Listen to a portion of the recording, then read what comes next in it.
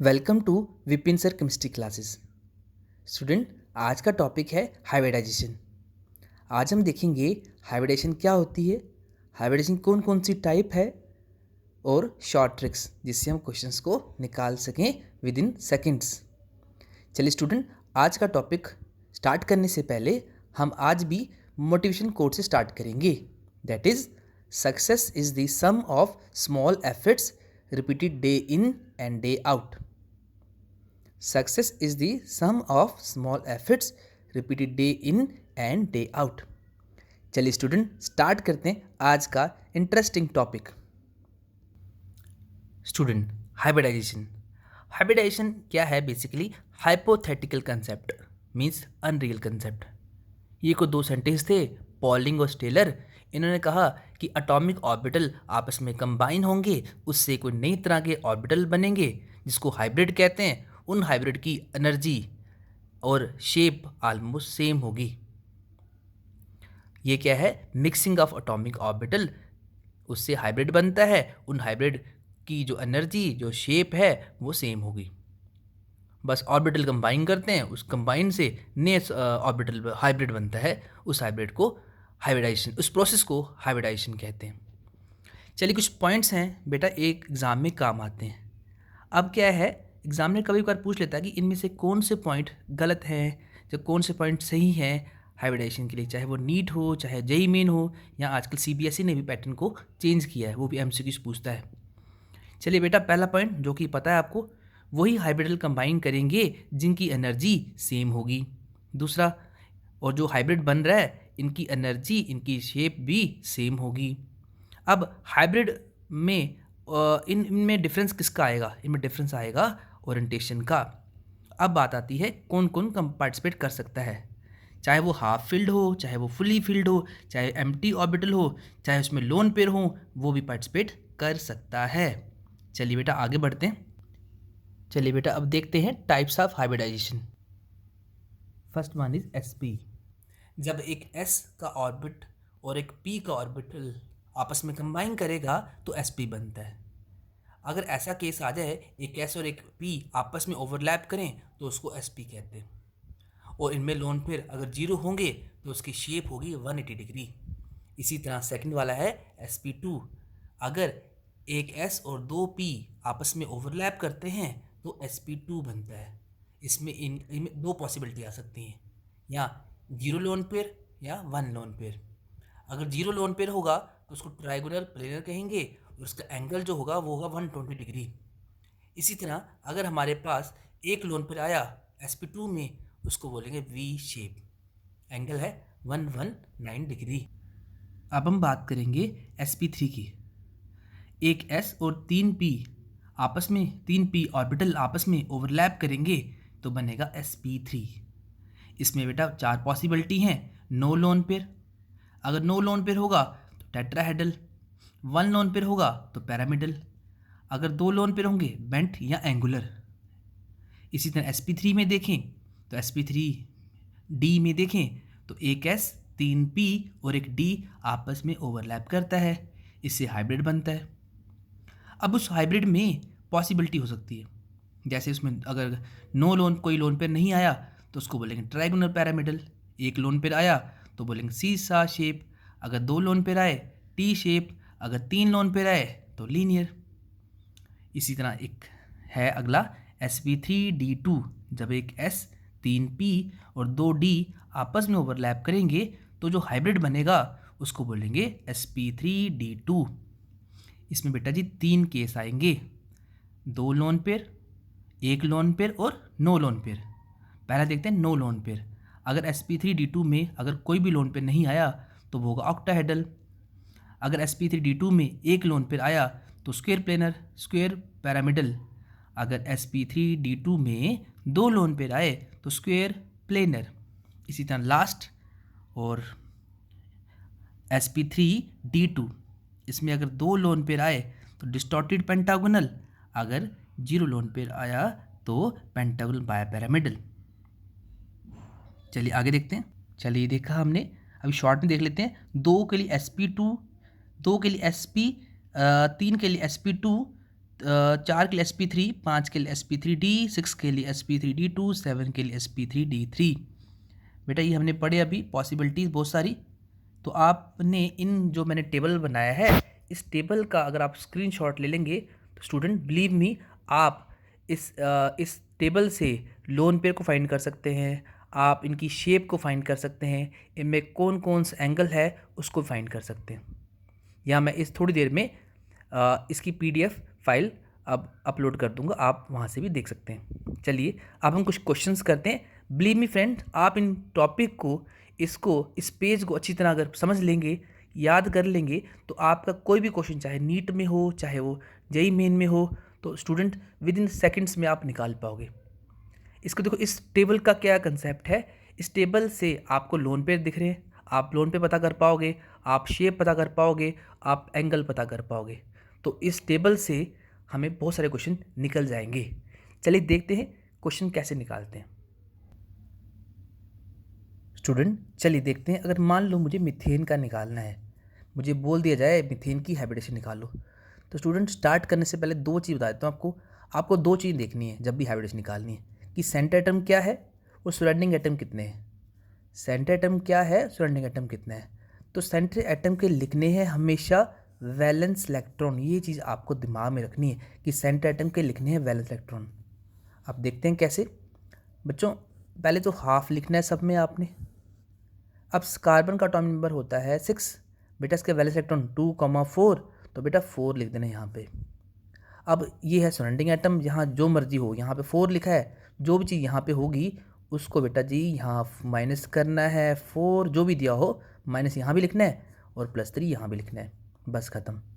इतना ध्यान में रखना है आपने कि जो सेंटर एटम है उसके वैलेंस इलेक्ट्रॉन जो भी चीज़ यहाँ लिखी होगी उसको -4, और सॉरी बेटा उसको 4 जो भी जितना भी दिया हो वो भी यहाँ पे लिखना है।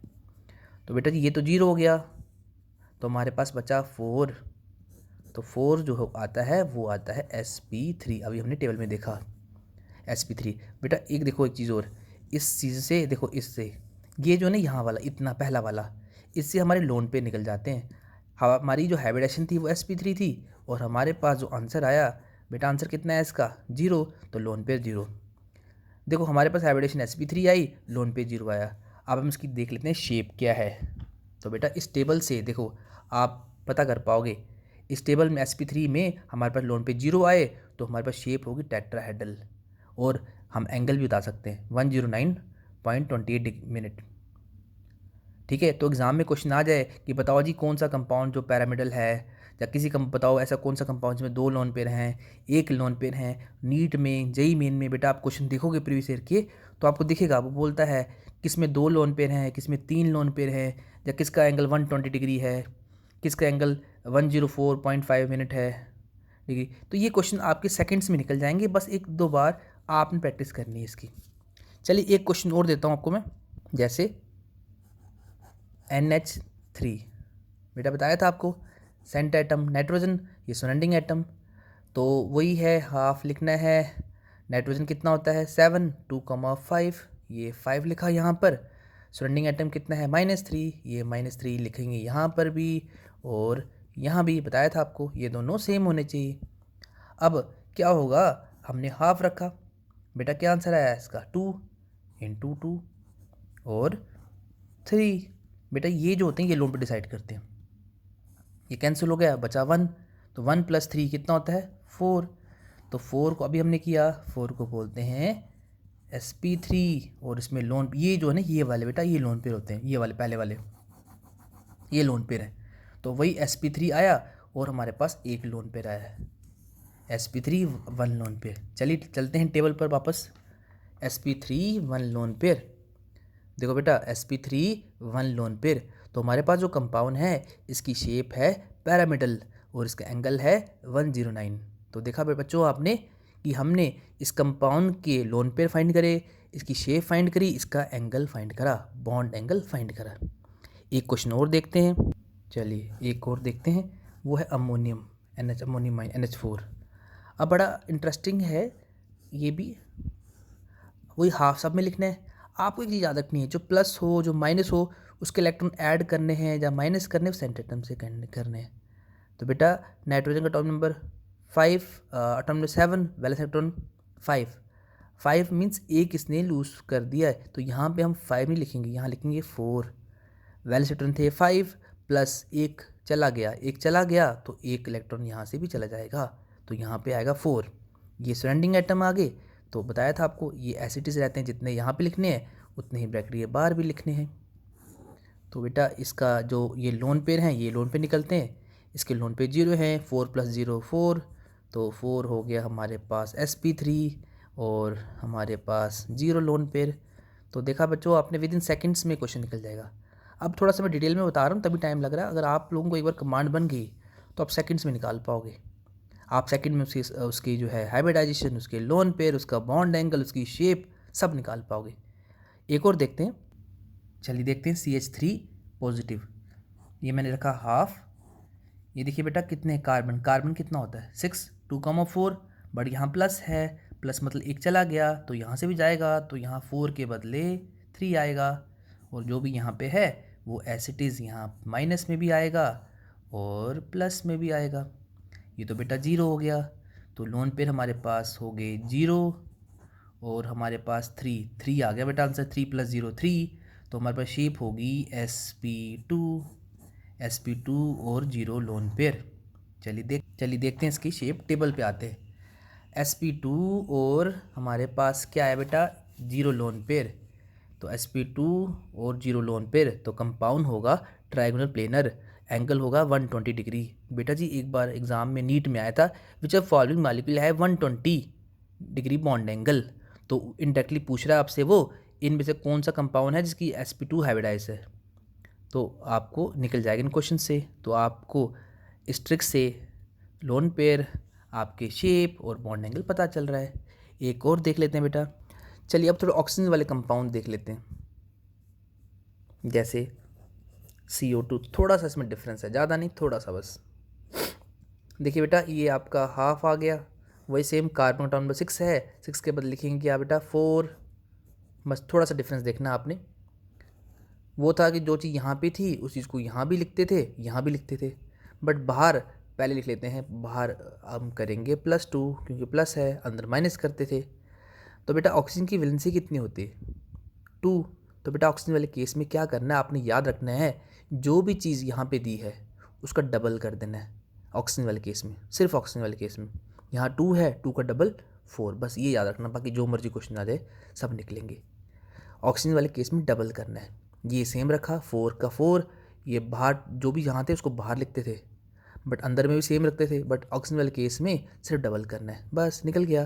तो आंसर लोन पेयर 0 आ गए, तो लोन पेयर तो 0 आ गए हमारे पास। ये बेटा 0 2 + 0 2, 2 होता है बेटा sp, तो CO2 जो है वो sp होती है, sp। आई थिंक आपको समझ आ गया होगा। एक और कर लेते हैं, NO2 पॉजिटिव। चलिए बेटा बहुत सेम टेक्निक लगेगी। ये हाफ, नाइट्रोजन कितना होता है बेटा 7, 2,5, बट यहाँ प्लस है तो प्लस में माइनस करते हैं, तो यहाँ पे 4 आएगा। बेटा 5 आना चाहिए था, इसके वैलेंस इलेक्ट्रॉन 5 हैं, बट प्लस की वजह से एक चला गया तो यहाँ पे 4 आ गया। अभी बताया आपको ऑक्सीजन वाले केस में जो भी चीज़ यहाँ दी हो उसको डबल करके लिखना है अंदर, तो बेटा माइनस पहले की तरह यहाँ 2 था, डबल कर दिया तो 4 आ गया, बट रूल वही है, बाहर उतने ही रहेंगे जितने हैं इसमें, तो ये भी 0 आ गया, तो हमारे पास बचा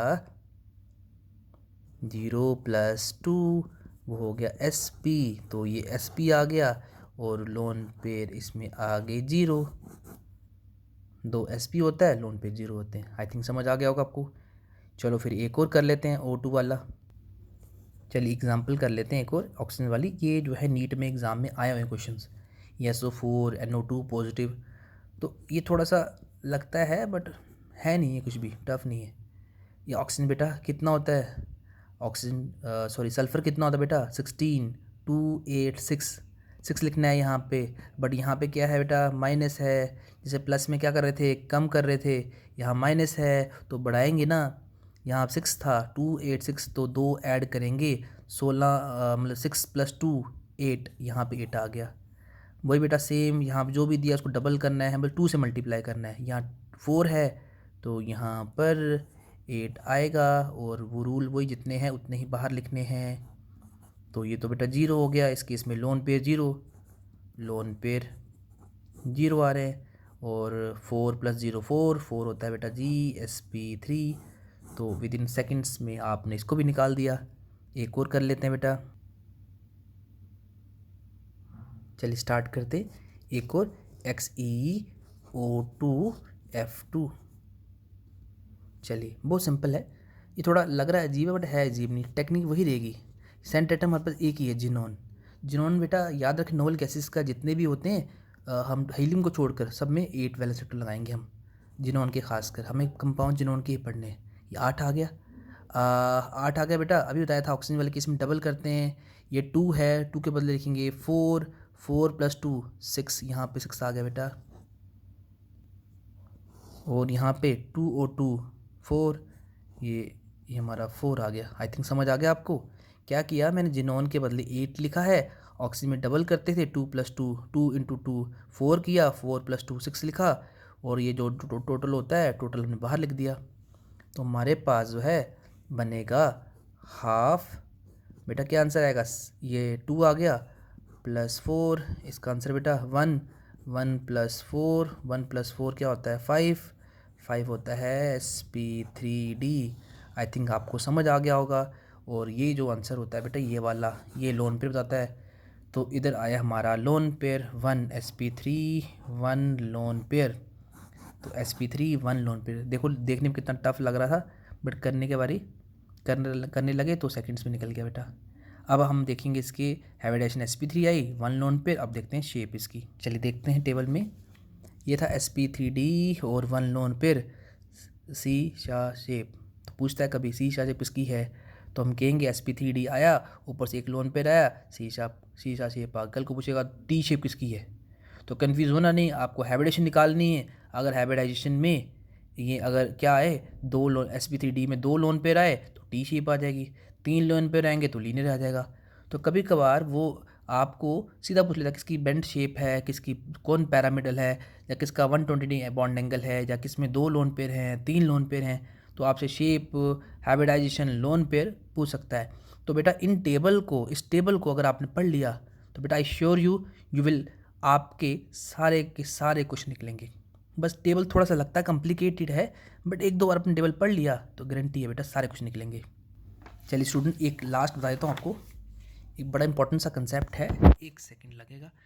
ये है एग्जाम में पूछता है कि बताओ इनमें से कौन सा कंपाउंड है विच आर फॉलोइंग पेयर आइसोस्ट्रक्चरल। ये नीट में जेईई मेन में आते क्वेश्चन, बहुत सिंपल है। अब जिन कंपाउंड की हाइब्रिडाइजेशन सेम होगी, जिस कंपाउंड की हाइब्रिडाइजेशन अगर सेम होगी तो आइसोस्ट्रक्चरल होंगे। बोले बताओ जिनमें से कौन सा आइसोस्ट्रक्चरल है। आपने जो भी ऑप्शन दिए होंगे उन ऑप्शन की हाइब्रिडेशन निकालनी है। अगर हाइब्रिडेशन सेम आती है तो हम कहेंगे वो क्या है, आइसोस्ट्रक्चरल। जैसे बेटा हमने एग्जांपल करी थी CH4 की और NH3 की। तो बेटा CH4 की हाइब्रिडेशन क्या आई थी, sp3। NH3 की हाइब्रिडेशन क्या आई थी, sp3। तो इन दोनों कंपाउंड की हाइब्रिडेशन क्या आ रही है बेटा, सेम आ रही है। तो जिन कंपाउंड की हाइब्रिडेशन सेम हो उसको आइसोस्ट्रक्चरल कहते हैं। तो स्टूडेंट ये था हमारा आज का लेक्चर। अगर आपको ये वीडियो अच्छा लगा हो तो प्लीज़ लाइक करें, सब्सक्राइब करें, शेयर करें। Thank you.